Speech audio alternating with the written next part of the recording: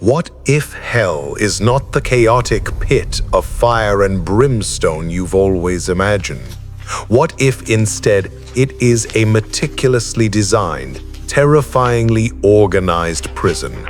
An entire subterranean world engineered with a specific poetic justice for every sin imaginable. In the 14th century, the Italian poet Dante Alighieri gifted the world a vision so vivid, so structured, that it has shaped our collective imagination of the underworld for over 700 years. In his epic poem, the Inferno, hell is not one place, but 9 distinct circles, descending deeper and deeper into the earth, each level a more severe punishment for a more grievous transgression. Today, we do not merely visit this place, we descend. We will journey through each of the 9 circles of Dante's Inferno, bearing witness to the punishments, understanding the sins, and coming face to face with the demonic entities and mythological beasts who rule over this domain of the damned. This is the architecture of damnation, the complete map of hell. Our descent begins not in fire, but in shadow. Before the first true circle, we arrive at the shores of the Acheron, the river of sorrow. Here, on the vestibule of hell, are the neutrals. These are the souls who in life took no sides, belonging neither to good nor to evil. Their punishment is to chase a meaningless, ever-shifting banner for eternity, stung by wasps and hornets, while their feet are feasted upon by worms.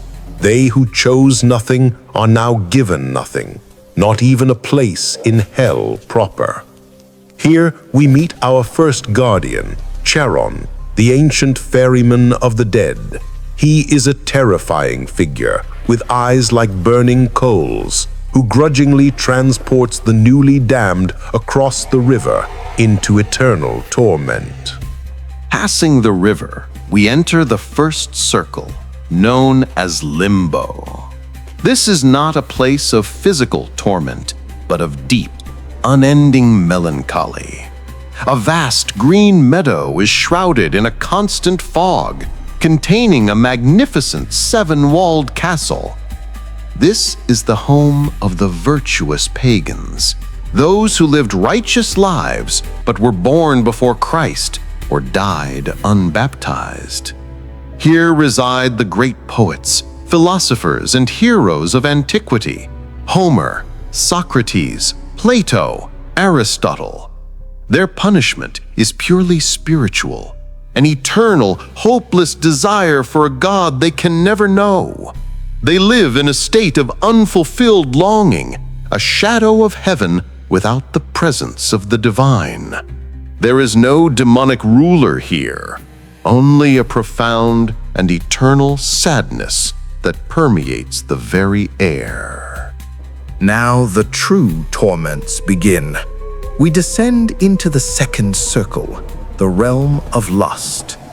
The air here is black, and a relentless, violent hurricane, a maelstrom of carnal desire, sweeps the souls of the lustful through the darkness for eternity. Just as they were swept away by their passions in life, they are now forever swept away by this infernal storm, clashing with one another without rest. Guarding the entrance to this circle is Minos, the great king of Crete, now transformed into a grotesque, semi-bestial judge of the dead. He sits on a throne of bone, and as each soul confesses its sins, Minos wraps his long serpentine tail around his body a number of times equal to the circle of hell to which that soul is condemned, and hurls them down into their designated torment.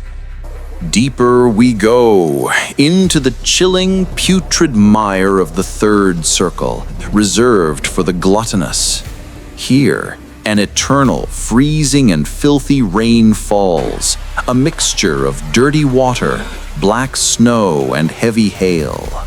The souls of the gluttons lie in the vile slush, mindless and unaware of their surroundings, much like they lived their lives in overindulgence. Over them stands their monstrous guardian, Cerberus, the three-headed hound of hell. This beast is a terrifying parody of appetite, with 3 roaring maws, red eyes, and a greasy black beard. He mercilessly flays and devours the souls who lie in the muck, his thunderous barks echoing through the ceaseless, icy storm. The punishment is a foul inversion of their earthly pleasure, now forced to lie in the waste they produced. The descent continues to the 4th circle, the domain of the greedy and the wasteful. This circle is divided into 2 groups of souls, each pushing enormous crushing weights against the other.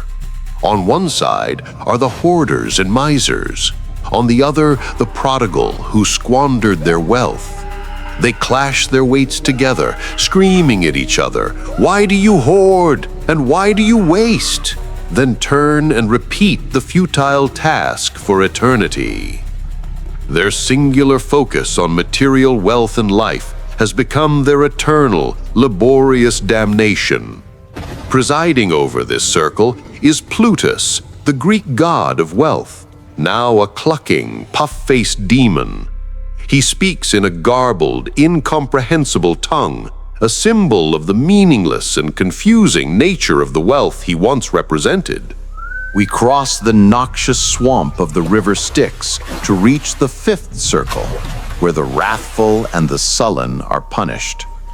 The surface of the marsh is a battlefield of mud and slime, where the souls of the wrathful tear each other apart with their teeth and nails, consumed by the same rage that controlled them in life. They are forever locked in a pointless, savage conflict. But beneath the murky water lie the sullen, those who harbored silent, resentful anger in their hearts. Their punishment is to be submerged in the black mud, forever sighing and gurgling, unable to speak the words of complaint they so cherished. The ferryman of this swamp is Phlegius, who speeds his skiff across the water with burning rage. The entire circle is a monument to anger, both expressed and repressed. Now we reach a great barrier, the massive iron walls of the city of Dis, which encloses the lower circles of hell. This is the 6th circle, the realm of the heretics. Inside this city, the landscape is a vast plain dotted with thousands of fiery open tombs. Here, the heretics, those who denied the immortality of the soul, are trapped for eternity in sepulchres of fire. The lids of their tombs are left open until Judgment Day, after which they will be sealed forever. The air shimmers with heat and the screams of those trapped within the scorching graves. The city itself is guarded by a legion of fallen angels and the 3 Furies, Megara, Electo, and Tisiphone, monstrous female figures entwined with serpents who call upon Medusa to turn any who enter to stone. This is a place of intellectual sin, punished by being forever entombed in a fiery grave of their own disbelief. Beyond the city walls, we descend into the 7th circle, a place of violence, divided into 3 rings. The first ring holds those who were violent against their neighbors. They are submerged in the Phlegethon, a river of boiling crimson liquid guarded by centaurs. These creatures, led by Chiron, patrol the banks, armed with bows and arrows, ready to shoot any soul who attempt to rise above their designated depth in the scalding river. The second ring contains the souls of those who were violent against themselves, the suicides. They are transformed into gnarled, thorny trees in a dark, mournful forest. They can only speak when their branches are broken, an act that causes them immense pain. Hideous harpies, bird-like creatures with the faces of women, nest in their branches, constantly tearing at their leaves and limbs. The third ring is a vast desert of burning sand under a slow rain of fire, where those who are violent against God, nature, and art are punished. Here, the blasphemers are forced to lie on their backs, the usurers must huddle, and the sodomites wander endlessly, all under the eternal rain of flame.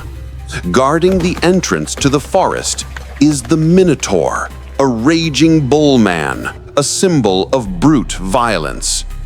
The transition to the final circles is made on the back of a monstrous creature named Geryon, the very personification of fraud.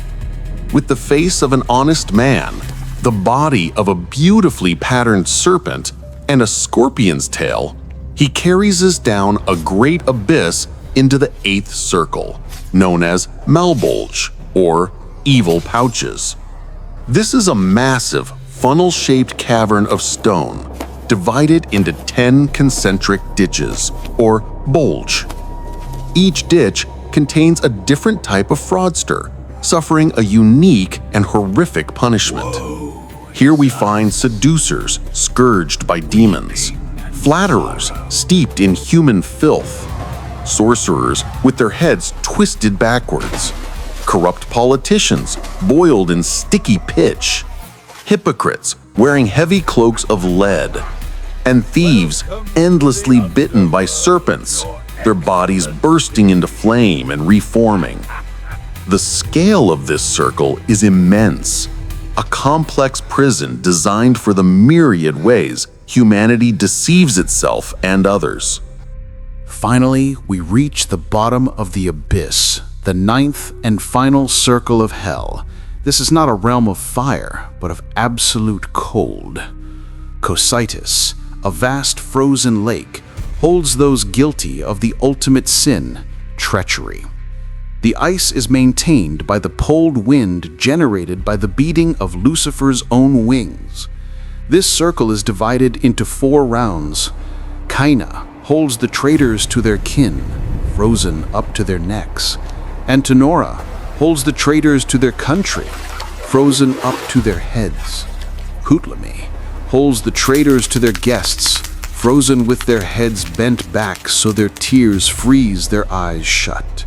And in the center of it all, in the deepest point of the universe, is Eureka, for the traitors to their lords and benefactors.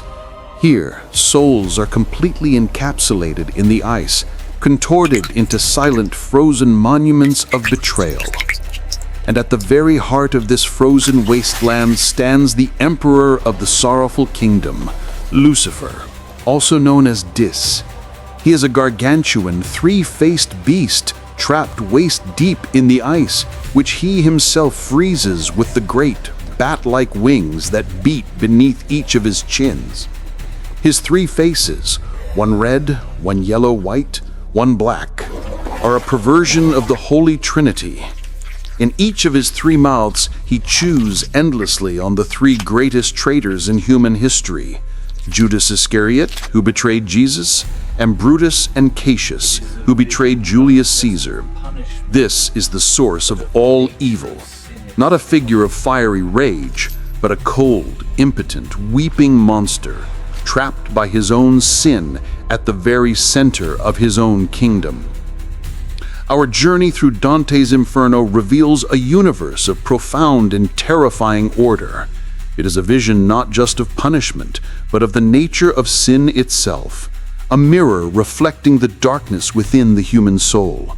From the uncommitted to the ultimate betrayer, every soul finds its place in a hierarchy of damnation that is as logical as it is horrifying. And as we ascend, leaving the frozen heart of hell behind, we are left with a chilling question. Is this just a medieval poet's fantasy? Or is it a timeless map of the consequences of our own choices?